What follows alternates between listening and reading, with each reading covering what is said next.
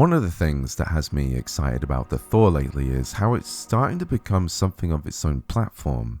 It's become so popular and sold so well that it's inspired people to work on ports and forks of games and recompilations to exclusively take advantage of the Thor's second screen.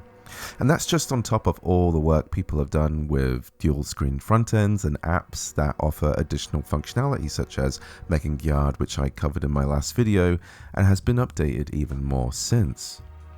Recently, there's been a huge interest in Gen 1 Recomp, and this got me researching again into what dual screen experiences we can have on Android right now. And for me, it was good enough that I even just made an Android DS category in Pegasus, which I look forward to adding to in the future. So in this video, I want to show you 10 games you can play right now that take advantage of the second screen. This isn't a tutorial video, but I will link where to get these in the video description. For the most part, these apps require you to provide the ROM for the game for it to function, so they're not complicated and each has instructions on what to do. For some people, a lot of these aren't anything new, but I thought it'd be cool to show off each of these. If you're a fan of Balatro, which I still pronounce Balatro, then this DS fork lets you play the game from the second screen. This is awesome for if you're just wanting to set the Thor down and use stylus only. You can see in the settings there are some options we can tweak for the dual screen, but apart from that, this is pretty self-explanatory and works flawlessly.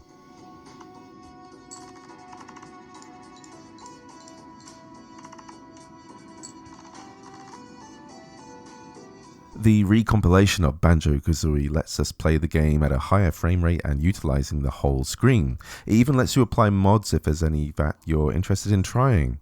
Dual screen function here is very simple as it provides a HUD for the collectibles and percentage complete in the area, which is handy to have and you don't really need anything more than that.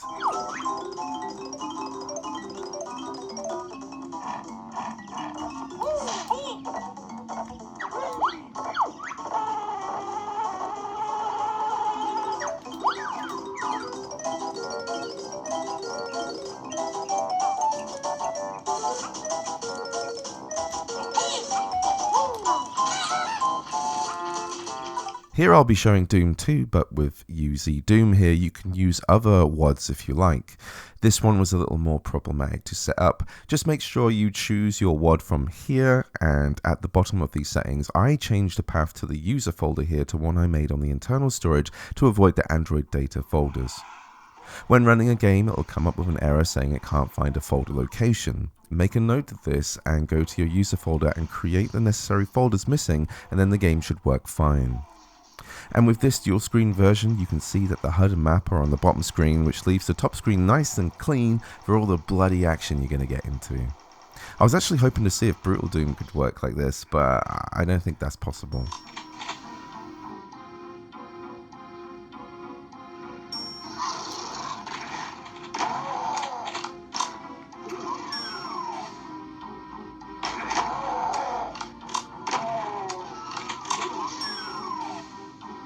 This one took me by surprise when I saw it, and I think it's very new, but Harvest Moon 64 has a dual screen mod for its recomp.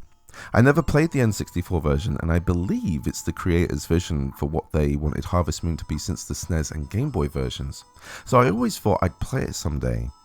Now with this clean setup, I may actually do that. Harvest Moon works so well as a chill DS experience, so I'm very glad to see this exists.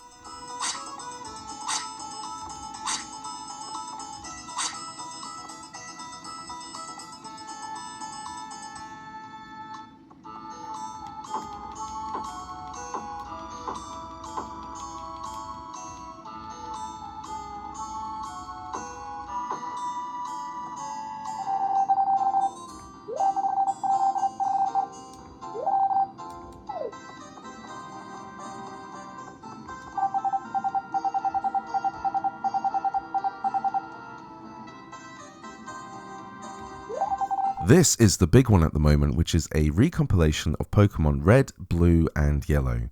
Gen 1 Recomp only released recently, but within just a few weeks the modding scene has gone crazy, updating it to the point where it looks like a completely brand new game.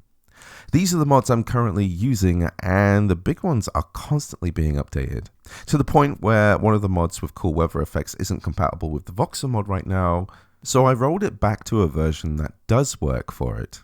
The progress of modding Gen 1 Recomp seems to be dramatically changing on a weekly basis, so although you can have a wildly cool experience with it right now, some of you may want to wait a bit just to see how much crazier it'll get.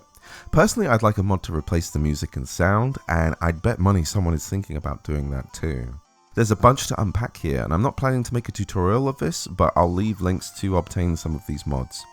I'm playing Pokemon Yellow, and I've been playing in third person with all my Pokemon following me. I can click the sticks in to change the zoom, or even press select to change the perspective. There are so many options with all these mods, so bear in mind that while you should be able to tweak what you need in the options menu, you can also go to mods and choose the mod and pick options there. As long as you let areas load in that need it, the gameplay is very smooth. And you can see my battles are in 3D with sprites being replaced by Pokemon Stadium models. This was fairly recent and is just crazy to see. You can also mod in crystal sprites or Gen 5 animated sprites, I think, if you prefer that instead. And I've yet to explain any of this DS mod, which is a fork of the Gen 1 Recomp and is still in pre-release, so it needs its own APK and then the Kanto mod applied. You can choose to have everything on the bottom screen if you prefer. On the overworld, you can swipe left and right on the bottom screen to see more data like a local map and Pokemon in the area. So yeah, you can see how Gen 1 Recomp can be a bit of an iceberg in terms of the experience you want to have with it. And one of my biggest personal problems with Pokemon is just how slow it is, and I don't want to keep fast forwarding in an emulator to play it. So to be able to just tap the shoulders to alter the in-game speed is a godsend for me and makes my enjoyment of it much better.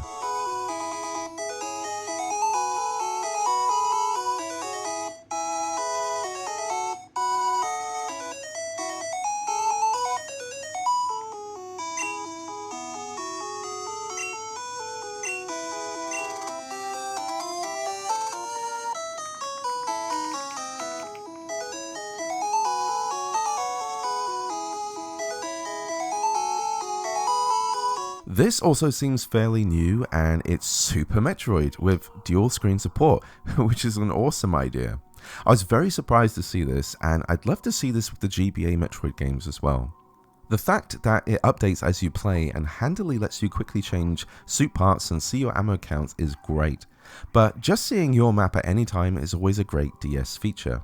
Bear in mind though that I experienced a few sound bugs and it crashed on me one time, so you may want to wait a bit to play this.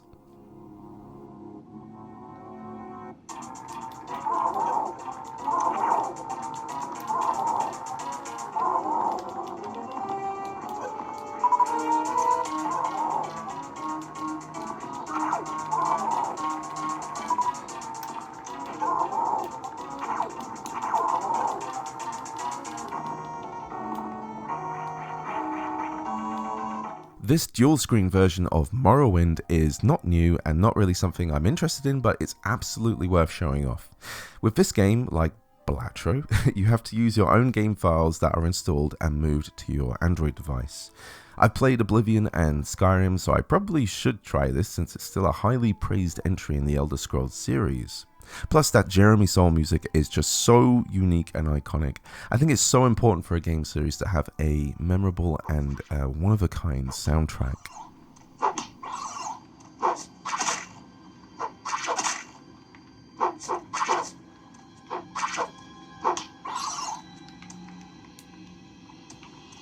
Now, lastly, it's time to show off a few Zelda games, and these two in particular are especially cool. With Zelda 3, A Link to the Past, what we have is basically similar to the Vita PC port where you have widescreen, you can equip 2 slots, and there's other cool features as well. But now we got our map and gear similar to Super Metroid before, this all on the lower screen. I'm not sure if I'm doing it wrong, but it seems you have to tap the second equipment slot and then the item you want in it to have it equipped to that slot, which is a bit finicky, but at least it works. But yeah, very handy to have all of the HUD on the bottom as well.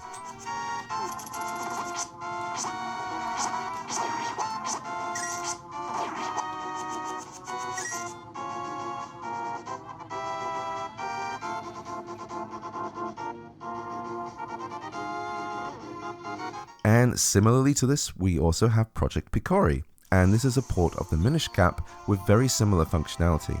It also goes fully into widescreen, which is a nice touch.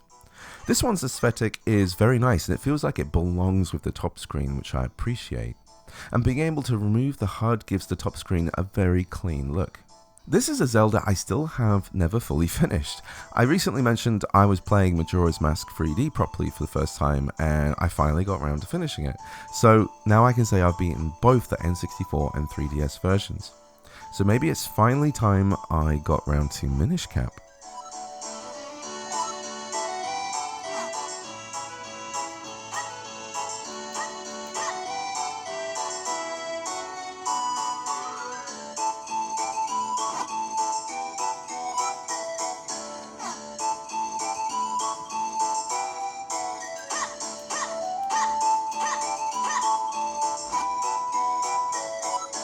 And lastly, with Dusk, we've had an Android port of Twilight Princess for a while, but now with this fork we have proper dual screen functionality. Now, we've basically had this with the Wii U version being playable on the Thor for ages now, but with all the functionality that Dusk offers, this is arguably the best experience to have with the game.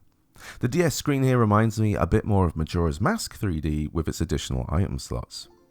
I played Twilight Princess on the first version of the Odin about 4 years ago.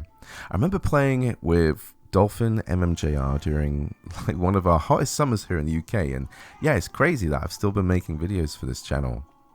One of my things for this channel was always to show how cool some of these handhelds can be and debunk some of the rubbish that I'd see online sometimes. And these days we have really powerful handhelds that basically play whatever you bought the thing for with no fuss. So really, I just try to share what I find really interesting and cool lately and see if that resonates with anyone. And there we have 10 games that have dual screen versions for the AYN Thor. Well, technically more than 10 if you count each version of Pokémon and then all the WODs for UZDoom. In the future, I'll be looking forward to games like Pokémon Gold and Silver getting the Gen 1 recomp treatment, and it is currently happening right now. And I'll remain hopeful that the Metroid games on the GBA will get the DS treatment too. But yeah, it's very exciting stuff. I've always liked the idea of a handheld like this becoming so popular that people decide to just develop for it like a real gaming platform. Imagine if there were devs that either made games or made Android versions of their games that worked exclusively for the Thor. It's entirely in the realm of possibility. I'm not sure what exact numbers AYN have shifted of the Thor, but I could easily imagine they wouldn't even need to make a new handheld until sometime in 2027 with some of the numbers they're pulling. The Thor definitely hit a chord and broke beyond the handheld community, and it absolutely deserves it. I'll keep my eye out for more DS experiences, and Gen 1 Recomp absolutely will be something else by the end of August, so that'll be cool to watch and see how it develops. That's it for now, so please subscribe if you want to see more content, and I'll catch you in the next one. Cheers.